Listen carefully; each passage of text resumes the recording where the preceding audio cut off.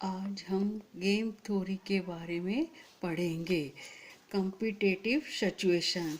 In many practical problems it is required to take decision in a situation where there are two or more opposite parties with conflicting interests, and the action of one depends upon the action which the opponent takes. The outcome of the situation is controlled by the decision of all the parties involved. Such a situation is called competitive situation. Game theory. The game theory of games or game theory deals with mathematical analysis of competitive problems and is based on the minimax principle, which implies that each competitor will act so as to minimize his maximum loss or maximize his minimum gain. Game game को हम इस कि कोई भी competitive situation game कब कहलाएगी, इसके लिए अपन एक उदाहरण से समझते हैं। मान लीजिए कि ए और बी दो कॉम्पिटिटर हैं तथा दोनों क्या करते हैं, एक कॉइन को टॉस करते हैं। तो ए का आउटकम क्या होगा, या तो टेल आएगी या हेड होगा, ठीक है ना। तो इसके जो कोर्स ऑफ एक्शन है वो क्या होंगे, फाइनाइट होंगे। इसी तरह से बी के जो पॉसिबल कोर्स ऑफ एक्शन है वो भी कैसे होंगे, फाइनाइट होंगे। और ए क्या करता है, बी के सारे पॉसिबल कोर्स ऑफ एक्शन को जानता है, क्योंकि ए जानता है कि बी के क्या आएगा, या तो हेड आएगा या टेल आएगा। इसी तरह से बी भी ए के सारे कोर्स ऑफ एक्शन को जानता है कि बी भी को भी मालूम है कि ए के या तो हेड आएगा या टेल आएगा।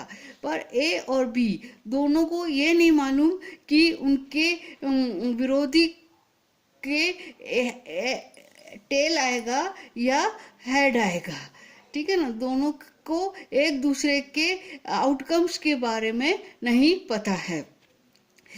फिर दोनों क्या करेंगे, एक साथ अपने कोर्स ऑफ एक्शन को चूज करते हैं। तो हम ये कहेंगे कि जो प्ले गेम है वो क्या हो गया, प्लेड हो गया, मतलब गेम को अपन ने खेल लिया है। इस तरह से अपन गेम, कोई भी कॉम्पिटिटिव सिचुएशन गेम कब कहलाएगी, जबकि वो निम्नलिखित प्रॉपर्टीज को फॉलो करती है। फर्स्ट है कि there are finite number of competitors called players. जैसे इसमें ए और बी दो कंपिटिटर्स है, तो अब इसको हम क्या कहेंगे, प्लेयर्स कहेंगे। कंपिटिटर्स ना कह के ए और बी को क्या कहेंगे, अपन प्लेयर्स कहेंगे। सेकंड कि each player has a finite number of possible course of action. जैसे यहाँ पर अपने क्या थे, पॉसिबल कोर्स ऑफ एक्शन क्या था कि या तो हेड था या टेल था, ठीक है ना।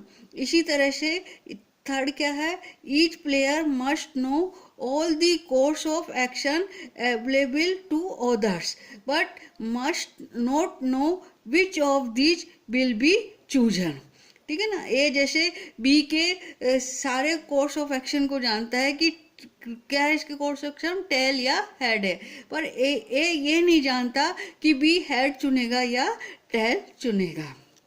चौथा कि a play of the game is said to be played when each player choose one of his course of action, ठीक है ना। जब अपना ये एक सुनेगा उसको कहेंगे the choice are assumed to be made simultaneously, ठीक है ना। अपने कोर्स ऑफ एक्शन को दोनों प्लेयर एक साथ चुनते हैं, so that no player known his opponent choice until he decide is one course of action, ठीक है ना। दोनों क्या करते हैं, साइमल्टेनियसली अपने को चॉइस को चूज करते हैं, जिससे कि एक दूसरे की चॉइस को का पता नहीं लगता है, कि एक को दूसरे की चॉइस का पता नहीं लगता है जब तक कि वो अपना खुद का चॉइस चुन नहीं लेता है। पांचवा, every play that is combination of course of action is associated with an outcomes known as payoff, which determines a set of gains, one to each player. Here a loss is considered a negative gain, that after each play of the game one player pays to other an amount determined by the course of action chooses। ठीक है ना, कि जब दोनों अपने अपने outcome को चुन लेते हैं उसके बाद ही पता लगता है कि मतलब वन प्लेयर दूसरे को कितना पेश करेगा। The gain of the participant depends upon its own action as well as those of the others। ठीक है ना, किसी भी पार्टिसिपेट को, प्लेयर का जो गेन है वो किस पर डिपेंड करेगा, एक तो खुद जो एक्शन चूज कर रहा है उस पर, उसके साथ ही उसका जो दूसरा प्लेयर है वो जो चूज कर रहा है उस पर, दोनों पर उसका क्या डिपेंड करेगा, गेन डिपेंड करेगा।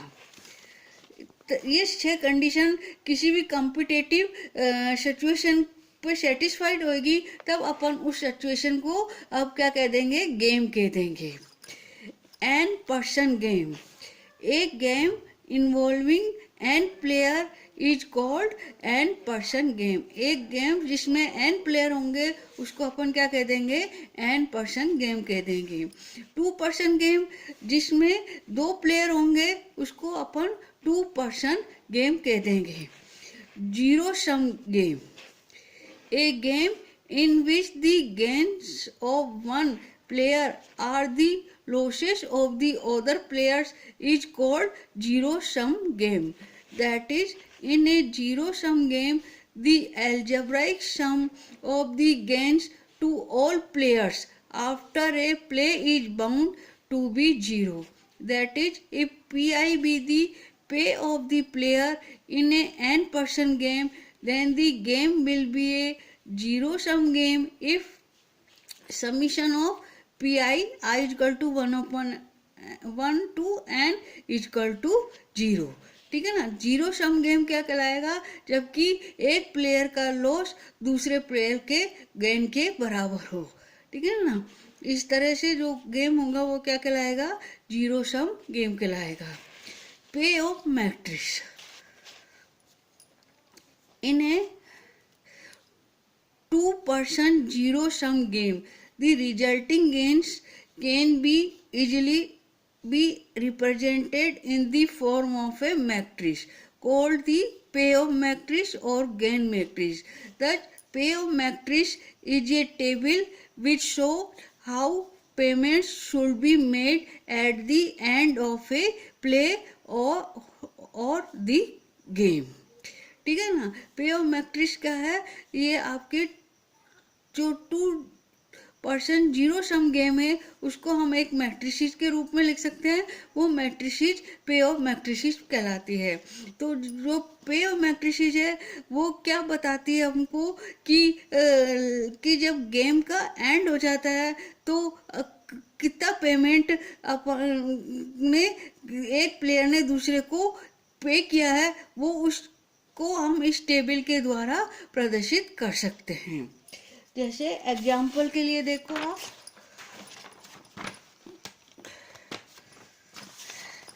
जैसे example of payoff matrix. ठीक है ना, suppose A and B play the game called 2 finger morra. There इसका मतलब कि बोथ साइमल्टेनियसली शो आइदर 1 और 2 फिंगर्स। ये ए और बी 2 प्लेयर हैं जो क्या कर रहे हैं, एक गेम को खेल रहे हैं। वो गेम क्या है कि दोनों एक साथ या तो एक उंगली को दिखाते हैं या 2 उंगली को दिखाते हैं। ठीक है, ये अपना गेम है। If the number of fingers of one coincide with the number of the other, then player A wins and gets 1 rupees from B. If they do not coincide, then B wins and takes 1 rupees from A. The payoff matrix of the given game is as follows. ठीक है ना, कि इसमें अपना ये game क्या है कि दोनों प्लेयर एक साथ अपने एक या दो उंगलियों को दिखाते हैं। यदि दोनों प्लेयर की उंगली कैसे है कि कोइंसाइड करती है कि नंबर में, ठीक है ना, कि मतलब दोनों या तो एक दिखा रहे हैं या दो दिखा रहे हैं, तब ए जीत जाएगा और वो बी से 1 रुपये प्राप्त करेगा। और यदि दोनों कोइंसाइड नहीं करते कि एक एक दिखा रहा है दूसरा 2 दिखा रहा है, तब क्या होगा कि बी जीत जाएगा और वो ए से 1 रुपया लेगा। तो इस सिचुएशन को अपन पे ऑफ मैट्रिक्स के रूप में निम्न प्रकार से लिख सकते हैं। यहाँ अपन ने ए प्लेयर लिख दिया, यहाँ अपन ने बी प्लेयर लिख दिया।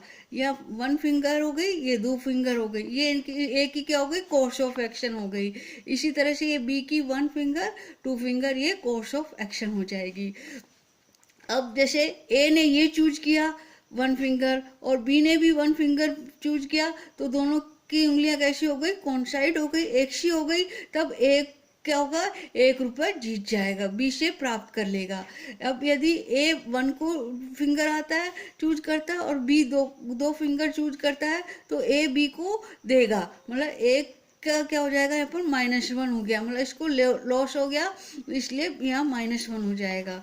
इसलिए यदि ए के 2 फिंगर्स को चूज करता है, बी 1 फिंगर को चूज करता है, तो यहाँ पर वापस क्या हो जाएगा, -1 हो जाएगा। उस केस में अपना क्या हो जाएगा, बी जीत जाएगा, तो इसलिए ए को लॉस होगा, इसलिए अपन यहाँ -1 लिख दिया। इसी तरीके से ए 2 फिंगर है, बी के भी 2 फिंगर आता है, तो ए जीत जाएगा और यहाँ अपन इसको 1 लिखेंगे।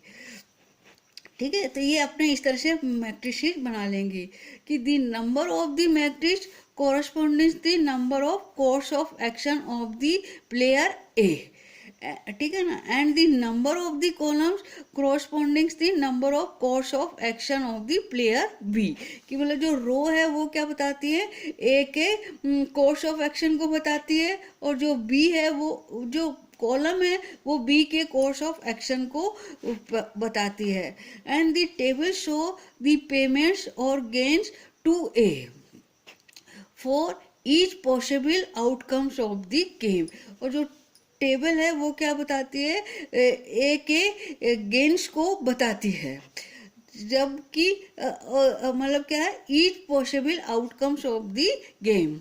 The negative entries in the table denote the payments from A to B, कि मतलब ये नेगेटिव का मतलब क्या है कि A B को 1 रुपये दे रहा है। The payoff matrix of the player B is just negative of the payoff matrix written for the player of A, because we know that in zero sum game the gains of 1 are the negative of the gains of the other. That we generally write the payoff matrix of a player which is written on the left of the matrix. For the player B, we may consider this as a matrix which represented the losses. The player A is called maximizing player and B is called minimizing player.